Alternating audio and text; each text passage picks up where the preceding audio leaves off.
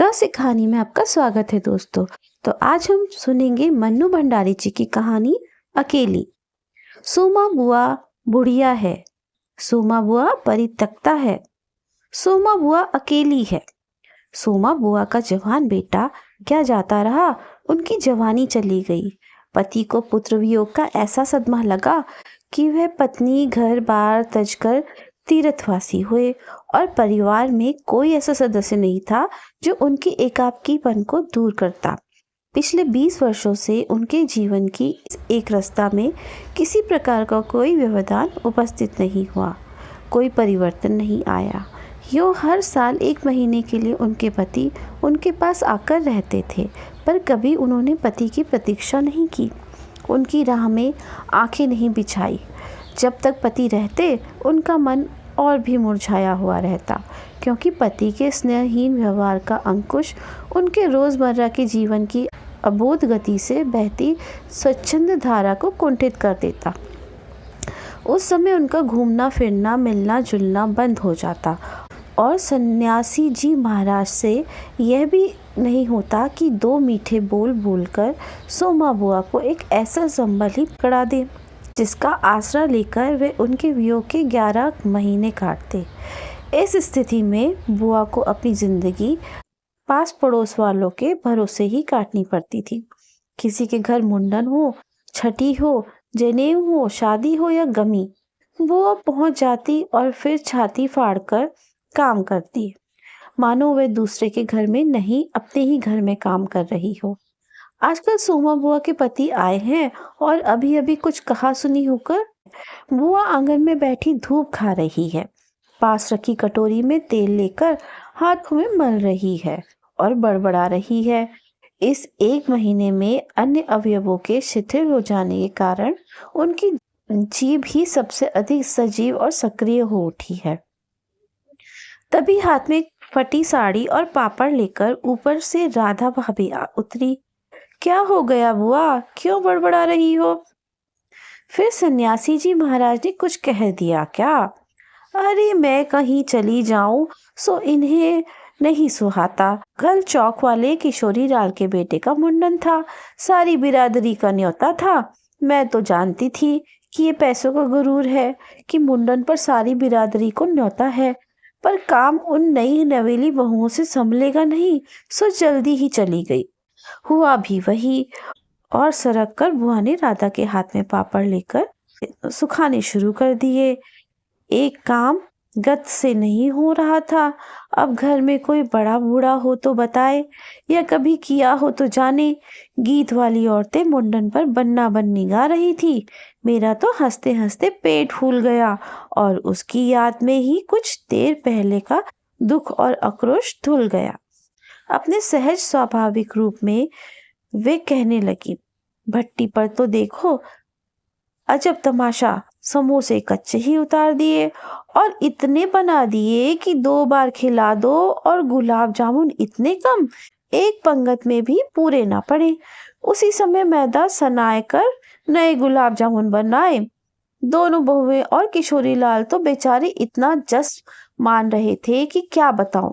कहने लगे, अम्मा तुम ना होती तो आज भद्द पड़ जाती। अम्मा तुमने आज लाज रख ली। मैंने तो कह दिया कि अरे अपने ही काम नहीं आएंगे तो कोई बाहर से थोड़ी आवेगा। यह तो आजकल इनका रोटी पानी का काम रहता है, नहीं तो मैं सवेरे से ही चली आती। तो सन्यासी जी महाराज क्यों बिगड़ पड़े? उन्हें तुम्हारा आना जाना अच्छा नहीं लगता क्या बुआ? यूं तो मैं कहीं जाऊं आऊं सो ही इन्हें नहीं सुहाता, और फिर कल किशोरी के यहाँ से बुलावा नहीं आया। अरे मैं तो कहूँ कि घर वालों का कैसा बुलावा, वे लोग तो मुझे अपनी माँ से कम नहीं समझते। नहीं तो कौन भला यूं भंडार घर सौंप दे, पर उन्हें अब कौन समझावे। कहने लगे, तू जबरदस्ती दूसरों के घर में टांग उड़ाती फिरती है। और एकाएक उन्हें उस क्रोध भरी वाणी और कटु वचनों का स्मरण हो आया, जिनकी बौछार कुछ देर पहले ही उन पर होकर चुकी थी। याद आते ही फिर उनके आंसू बह चले। अरे रोती क्यों हो बुआ, कहना सुनना तो चलता ही रहता है। सन्यासी जी महाराज 1 महीने को तो आकर रहते हैं, सुन लिया करो और क्या। सुनने को तो सुनती हूँ, पर मन तो दुखता ही है ना। 1 महीने को आते हैं तो भी कभी मीठे बोल नहीं बोलते। मेरा आना जाना इन्हें सुहाता नहीं। सो तू ही बता राधा, ये तो साल में 11 महीने हरिद्वार रहते हैं। इन्हें तो नाते रिश्ते वालों से कुछ लेना देना ही नहीं है, पर मुझे तो सबसे निभाना पड़ता है ना। मैं भी सबसे तोड़ ताड़ कर बैठ जाऊं तो कैसे चले।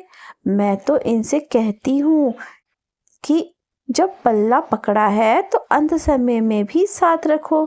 सो तो इनसे होता नहीं। सारा धर्म कर्म ये ही लूटेंगे, सारा जस ये ही बटोरेंगे, और मैं अकेले पड़ी पड़ी यहाँ इनके नाम को रोया करूं। उस पर से कहीं जाऊं आऊं तो वह भी इनसे बर्दाश्त नहीं होता है। और बुआ फूट फूट कर रो पड़ी। राधा ने आश्वासन देते हुए कहा, रो नहीं बुआ। अरे वे तो इसलिए नाराज हुए कि बिना बुलाए तुम चली गई। बेचारे इतने हंगामे में बुलाना भूल गए तो मैं भी मान करके बैठ जाती क्या। फिर घर वालों का कैसा बुलाना। मैं तो अपनेपन की बात जानती हूँ। कोई प्रेम नहीं रखते तो 10 बुलावे पर भी ना जाऊं, और प्रेम रखे तो बिना बुलाए भी सिर के बल चली जाऊं। मेरा अपना हरखू होता और उसके घर काम होता तो क्या मैं बुलावे के भरोसे बैठी रहती। मेरे लिए जैसा हरखू वैसा ही किशोरी लाल। आज हरखू नहीं है, इसी से दूसरों को देख देख कर मन भरमाती रहती हूँ। और वे हिचकियां लेने लगी।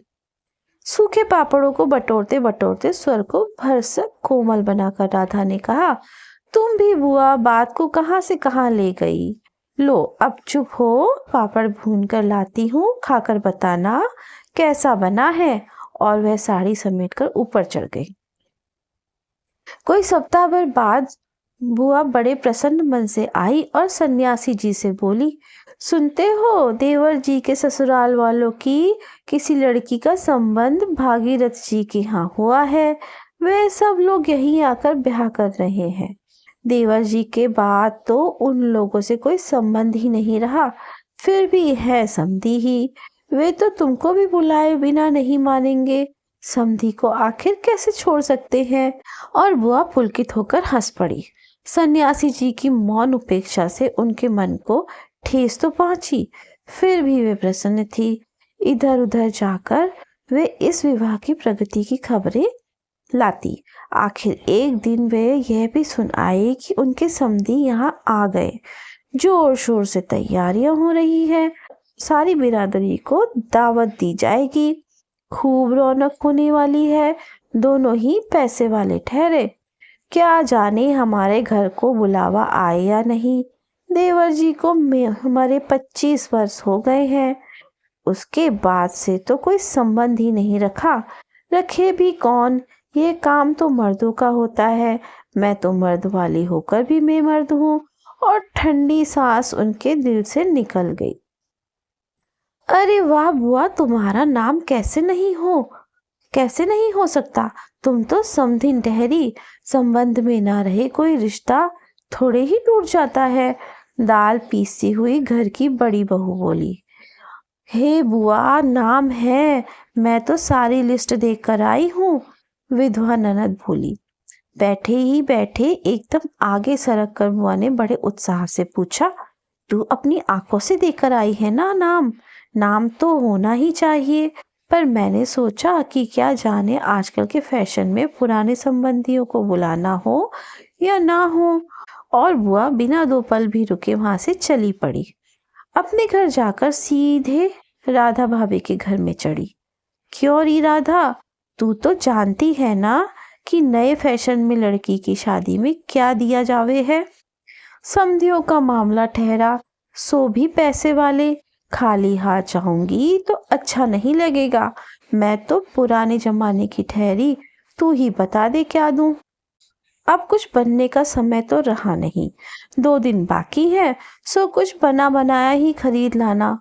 क्या देना चाहती हो अम्मा, जेवर, कपड़ा या श्रृंगार दान, या कोई और चांदी की चीजें? मैं तो कुछ भी नहीं समझ रही, जो कुछ पास है तुझे लाकर दे देती हूँ। जो तू ठीक समझे ले आना, बस भद्र नहीं उड़नी चाहिए। अच्छा, देखो पहले कि रुपए कितने हैं। और वे डगमगाते कदमों से नीचे आई। 2-3 कपड़ों की गठरियां हटाकर एक छोटा सा बक्स निकाला। बड़े जतन से उसे खोला। उसमें 7 रुपए, कुछ रेजगारी पड़ी थी और एक अंगूठी। बुआ का अनुमान था कि रुपए कुछ ज्यादा होंगे, पर जब 7 ही रुपए निकले तो सोच में पड़ गई। रईस समधियों के घर में इतने से रुपए से तो बिंदी भी नहीं लगेगी। उनकी नजर अंगूठी पर गई। यह उनके मृत पुत्र की एकमात्र निशानी उनके पास रह गई थी। बड़े बड़े आर्थिक संकटों के समय भी वे उस अंगूठी को मोह नहीं छोड़ सकी थी। आज भी एक बार उसे उठाते समय उनका दिल धड़क गया। फिर भी उन्होंने 50 रुपए और वह अंगूठी आंचल में बांध ली, बक्स को बंद किया और फिर ऊपर को चली गई। पर इस बार उनके मन का उत्साह कुछ ठंडा पड़ गया था और पैरों की गति शिथिल। राधा के पास जाकर बोली, रुपए तो नहीं निकले बहू, आए भी कहाँ से? मेरे कौन कमाने वाला बैठा है? उस कोठरी का किराया आता है, उसमें से 2 समय की रोटी निकल जाती है जैसे तैसे। और वह रो पड़ी। राधा ने कहा, क्या करूं बुआ, आजकल मेरा भी हाथ तंग है, नहीं तो मैं ही दे देती। अरे पर तू देने के चक्कर में पड़ती ही क्यों हो? आजकल तो देने लेने का रिवाज ही उठ गया है। नहीं रे राधा, समधियों का मामला ठहरा। 25 बरस हो गए तो भी वे नहीं भूले, और मैं खाली हाथ जाऊं? नहीं नहीं, इससे तो ना जाऊं सो ही अच्छा है। तो जाओ ही मत, चलो छुट्टी हुई। इतने लोगों में किसे पता लगेगा कि आई या नहीं? राधा ने सारी समस्या का सीधा सा हल बताते हुए कहा। बड़ा बुरा मानेंगे, सारे शहर के लोग जाएंगे और मैं समधिन होकर नहीं जाऊंगी तो यही समझेंगे कि देवर जी मरे तो संबंध भी तोड़ लिया। नहीं नहीं, तू यह अंगूठी बेच ही दे। और उन्होंने आंचल की गांठ खोलकर एक पुराने जमाने की अंगूठी राधा के हाथ पर रख दी। फिर बड़ी मिन्नत के स्वर से बोली, तू बाजार जाती है राधा, इसे बेच देना और जो कुछ ठीक समझे खरीद लेना। बस शोभा रह जाए इतना ख्याल रखना। गली में बुआ ने चूड़ी वाले की आवाज सुनी तो एकाएक ही उनकी नजर अपने हाथ की भद्दी मटमैली चूड़ियों पर जाकर टिक गई। कल समधियों के यहाँ जाना है, जेवर नहीं है तो कम से कम 5 की चूड़ी तो अच्छी पहन लो। पर एक अत्यंत लाज ने उनके कदमों को रोक लिया। कोई देख लेगा तो? लेकिन दूसरे क्षण ही अपनी इस कमजोरी पर विजय पाती सी वे पीछे के दरवाजे पर पहुंच गई और 1 रुपया कलदार खर्च करके लाल चूड़ियों के बंद पहन लिए। पर सारे दिन हाथों को साड़ी से आंचल से ढके ढके फिरी। शाम को राधा भाभी ने बुआ को चांदी की एक सिंदूरदानी, एक साड़ी और एक ब्लाउज का कपड़ा लाकर दे दिया।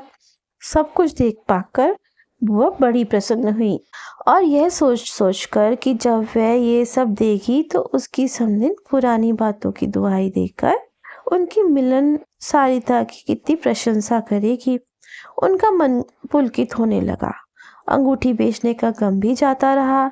पास वाले बनिए के हाथ से एक आने का पीला रंग लाकर रात में उन्होंने साड़ी रंगी। शादी में सफेद साड़ी पहनकर जाना क्या अच्छा लगेगा? रात में सोई तो मन कल की ओर दौड़ रहा था। दूसरे दिन 9 बजते बजते खाने का काम समाप्त कर डाला। अपनी रंगी हुई साड़ी देखी तो कुछ जची नहीं। फिर ऊपर राधा के पास पहुंची। क्यों राधा, तू तो रंगी साड़ी पहनती है तो बड़ी आव रहती है, चमक रहती है, इसमें तो चमक आई नहीं। तुमने कलफ जो नहीं लगाया अम्मा, थोड़ा सा मान दे देती तो अच्छा रहता। अभी दे लो, ठीक हो जाएगी। बुलावा कब का है? अरे नए फैशन की मत पूछो, ऐन मौकों पर बुलावा आता है। 5 बजे का मुहूर्त है, दिन में कभी भी आ जाएगा। राधा भाभी मन ही मन मुस्कुराती। बुआ ने साड़ी में मांड लगाकर सुखा दिया। फिर एक नई थाली निकाली। अपनी जवानी के दिनों में बुना हुआ क्रोशी का एक छोटा सा मेज पोश निकाला। थाली में साड़ी, सिंदूरदानी, एक नारियल और थोड़े से बताशे सजाए। फिर जाकर राधा को दिखाया। सन्यासी महाराज सवेरे से इस आयोजन को देख रहे थे और उन्होंने कल से लेकर आज तक कोई 25 बार चेतावनी दे दी थी कि यदि कोई बुलाने ना आए तो चली मत जाना, नहीं तो ठीक नहीं होगा। हर बार बुआ ने बड़े ही विश्वास के साथ कहा, मुझे क्या बावली समझ रखा है जो बिना बुलाए जाऊंगी। अरे वह पड़ोस वालों की नंदा अपनी आंखों से बुलावे की लिस्ट में नाम देखकर आई है और बुलाएंगे क्यों नहीं। शहर वालों को बुलाएंगे और समधियों को नहीं बुलाएंगे क्या। 3 बजे के करीब बुआ को अनमने भाव से छत पर इधर उधर घूमते देखकर राधा भाभी ने आवाज लगाई, गई नहीं बुआ। एकाएक चौंकते हुए बुआ ने पूछा, कितने बज गए राधा। क्या कहा, 3? सर्दी में तो दिन का पता ही नहीं लगता। बजे 3 ही है और धूप सारी छत पर से ऐसे सिमट गई मानो शाम हो गई। फिर एकाएक जैसे ख्याल आया कि यह तो भाभी के प्रश्न का उत्तर नहीं हुआ। जरा ठंडे स्वर में बोली, मुहूर्त तो 5 बजे का है, जाऊंगी तो 4 तक जाऊंगी, अभी तो 3 ही बजे हैं। बड़ी सावधानी से उन्होंने स्वर में लापरवाही का पुट दिया। बुआ छत पर से गली में नजर फैलाए खड़ी थी। उनके पीछे ही रस्सी पर धोती फैली हुई थी जिसमें कलफ लगा था और अबरक छिड़का हुआ था। अबरक के बिखरे हुए कण रह रहकर धूप में चमक रहे थे, ठीक वैसे ही जैसे किसी को भी गली में घुसता देख बुआ का चेहरा चमक उठता था। 7 बजे के धुंधले में राधा ने ऊपर देखा तो छत की दीवार से सटी गली की ओर मुंह किए एक छाया मूर्ति दिखाई दी। उसका मन भर आया। बिना कुछ पूछे इतना ही कहा, बुआ सर्दी में खड़ी खड़ी यहाँ क्या कर रही हो। आज खाना नहीं बनेगा क्या। 7 तो बज गए। जैसे एकाएक नींद में से जागते हुए बुआ ने पूछा, क्या कहा, 7 बज गए। फिर जैसे अपने से ही बोलते हुए पूछा, पर 7 कैसे बज सकते हैं, मुहूर्त तो 5 बजे का था। और फिर एकाएक ही सारी स्थिति को समझते हुए स्वर को भरसक संयत बनाकर बोली, अरे खाने का क्या है, अभी बना लूंगी। 2 जनों का तो खाना है, क्या खाना और क्या पकाना। फिर उन्होंने सूखी साड़ी को उतारा, नीचे जाकर अच्छी तरह उसकी तह की, धीरे धीरे हाथों की चूड़ियां खोली, थाली में सजाया हुआ सारा सामान उठाया और सारी चीजें बड़े जतन से अपने एकमात्र संदूक में रख दी और फिर बड़े ही बुझे हुए दिल से अंगीठी जलाने लगी। तो मन्नू भंडारी जी द्वारा लिखी गई कहानी अकेली आपको कैसी लगी, मुझे कमेंट पर जरूर बताएं।